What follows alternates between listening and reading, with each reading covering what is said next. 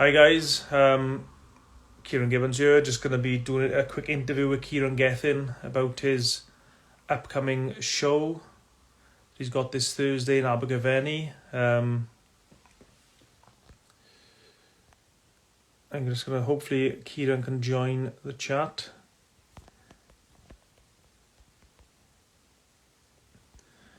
Let's invite in Kieran.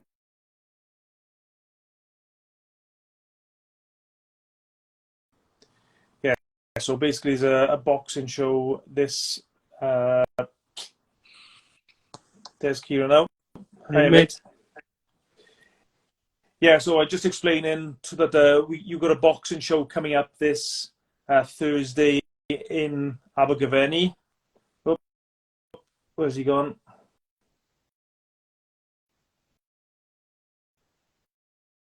Just waiting for Kieran Gethin to jump back on this interview. As I was just saying there, he's got a show come up this Thursday in Abergavenny. We've lost Kieran now, unfortunately.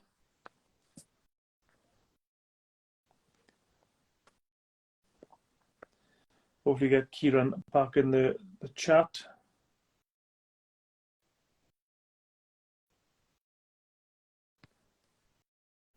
There we go. Modern technology, a nightmare. Take two. Yeah, so Kieran, you got a show this Thursday. Do you want to just tell the fans what the situation is at the moment? Yeah, so originally scheduled, we were supposed to have 6 fights and me versus Sean Yaxley heading the bill. But sadly, we've had to change the main event day. We've dropped it down to 8 rounds. And very thankful for Paul Cummins. He's actually competing with me for a Celtic Nations title over 8 rounds. We were going to give a bit of spiel and say we've postponed the Sean Yaxley's fight because of injuries and this and that, but the top bottom of it is the board. We offered Sean a fight without the title, and it was accepted on the stipulation that we had the title fight there with him and Kieran, his manager, and they took it no problem. Me being naive.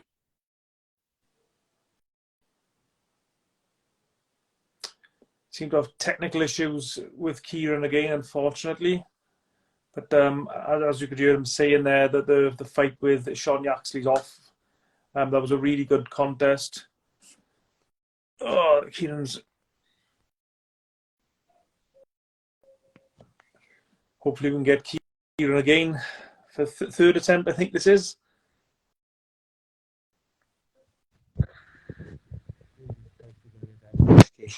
There we are.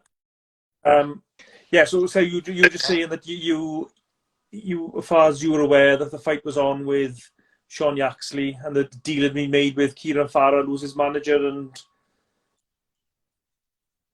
yeah, we'd made the deal. They were really professional, great. They took it 3.5 weeks notice or a month's notice, something like that.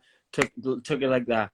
With me being naive, I offered the stipulation of it being for a Celtic title, and I clearly took it for granted that the board would offer a 12-0 and 11-2 previous Welsh champion. The only person to defend a national title in about 10 years plus is myself. And I naively thought they'd give us a Celtic title fight. But for whatever reason, they turned us down. I could go into details about that, but I'm not going to. And yeah, we are going to try and get it rescheduled. It doesn't mean the fight's off the table. Sean's still really keen to give me a black eye, but or try to. And we will be looking to get that fight redone. It's not going to be a last one in Abergavenny at all. We're looking to put some more on. I've already got 2 or 3 really good fights that I can't tell anyone about yet, but they are spectacular. And yeah, we're looking for maybe end of June for that one. And hopefully me and Sean will be sanctioned by an even better body. That I've just had an email back off of, and it looks really positive. When you say sanctioned by a different body, do you mean a different title or? Yeah, a different title. Sorry, no, the British Boxing Board are always going to be out. Yeah, no beaver boxing here, mate. No, not yet. maybe when I'm a fat old heavyweight and I can't sell cricket, I'll jump over to Beaver. But yeah, with British Boxing Board all the way, really disappointed we didn't get a sanction for it, and that's why the fight fell through. Que sera, sera. Paul Cummins is, like I said, been hell of a man to step up and do the 8 rounds with me for this Celtic Nations title, which is actually older than the Celtic title from the British Boxing Board, believe it or not. And although he's not Welsh, Irish, whatever, he's Celtic Nations. He's got family from down in Cornwall, I think, or somewhere in that area. Qualifies for the belt, and will be getting to put on a great show anyway on the night. And we've got 3 other good fighters good on the card as well. Lewis Roberts from Swindon comes in with a big Mexican sombrero with a mariachi band, and all his fans wear big Mexican hats. He's going to be boxing after myself around 9 o'clock. He's definitely one to watch at Bantam. We're always cracking fights because it's almost like they're not strong enough to knock each other out, but they let shit out of each other trying to do Lewis so. got an opponent yet? Steve Jackson, I believe it is, who's another weathered character. But he's doing that over 6 rounds, so I think that's his first 6-rounder, maybe, or second 6-rounder. And he wants to up his competition after that one. And we've got Mark Davis going into his second fight, who was national champion, I think, a year or so ago in the ABAs. And we've also got Ethan George, Big Bang, and he's fighting a 2-time Iranian champion, I think, who maybe even went in the Commonwealths. So he's got a bit of a step up in opposition as well. So it's four really good fighters and fighting in step up fights for some of them, and myself is almost a build back up to where I have been. It's my first ever 8-rounder, actually, distance I've never boxed before, even though I've done 10 4 times. But still, it's something new. It's my first professional fight in my hometown, so it's another tick in the box and another nice belt for the trophy cabinet too. I know Mo Pryor is officially the promoter of the show, but in effect, you're the guy running the show locally, I believe. Am I right in saying? Yeah, event management, however you want to call it. My company's doing the production on it. Gething Sports sort of supplying the gloves because we've got a connection with Cleto Reyes, so the main event's got Cleto Reyes gloves. And like I say, my production company, Gething Productions, is working with Boxing in Wales to deliver live commentary on the night and to put the videos out afterwards. And Mo Pryor is my manager, registered anyway, so it's an ongoing relationship and one that I want to build, because not only is it me fighting with Mo's fighters, we've got Mark Nielsen's boxer on the card, we've Lewis Roberts, we've got Tom Stalker's boxer on the card, and Ethan George. We had Lee Eaton's boxer on there with Ashley Williams, who had to pull out. We had Chris Sanagar's boxer on there with Jake Tinklin, who also fell through. But all ready to work together, and I don't think that's happened very regularly in Welsh boxing before. Getting promoters to work together to put the fights at this level on. Well, I always thought being a nice guy was bad for me, but it turns out not being an arsehole, not burning bridges straight away. I've boxed on Sanagar's shows before, Mo's shows, Lee's shows. I've been around the block, I've done it, and I've got connections with these guys and only have good things to say about them, really, in my own connections with them. And going forward, I really want these guys to work together because they've got the fighters to make the fights that we want to see, and I know Ethan's really keen on boxing for us again. Mark Davis, I'd imagine, he's going to be well up for stepping up on his next one because he's raring to go now. I sparred with him recently in the gym, and fucking he's as long as my cousin Lewis. He got arms about 3 foot 2, fucking big for his body, but he's a little gem that is going to be building up in Welsh boxing now. And yeah, we've only got opportunities. And a lot of promoters and managers have told me over the years how stressful it is putting on a show. I mean, how have you found it, I ask?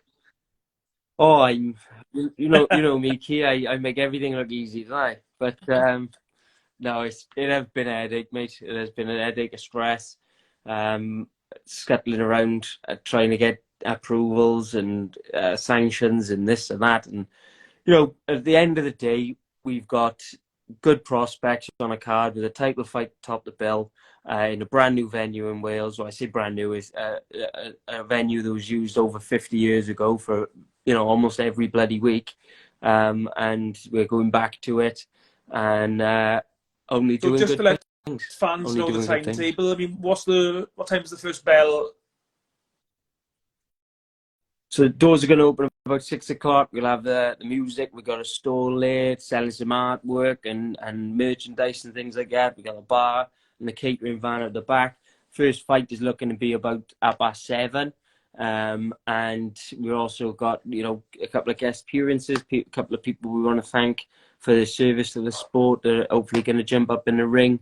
Like I say, the live commentary, which is first in a while, I think, for some of the small shows in Wales. We got live commentary with the boxing in Wales.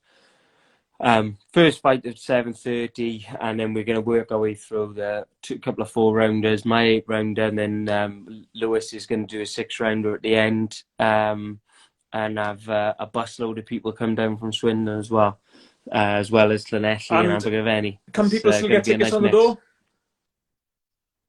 Yeah, definitely. Turn up on the door, just show your face, grab a ticket, and enjoy the Okay, evening. mate. Well, I think I'm probably speaking on behalf of everyone. Everyone's probably a little bit disappointed the fight with Yaxley didn't cross the line, so to speak. But that probably seems to be unfortunately, the trend in boxing these days. A lot of these fights that seem to be just falling through at the last minute. Yeah, That could be something we can look forward to for the summer. it's not dead and buried, mate, is the top and bottom of it. Me and Sean both want to go at it, hammer and tong, and desperate to work together and do it. And both of us feel we're going to take a title home at the end of the day. And I know he's daft for thinking it, but I will definitely enjoy working with him and his manager, and having Joe Gallagher on one of our shows, trainer of the year last year or whatever.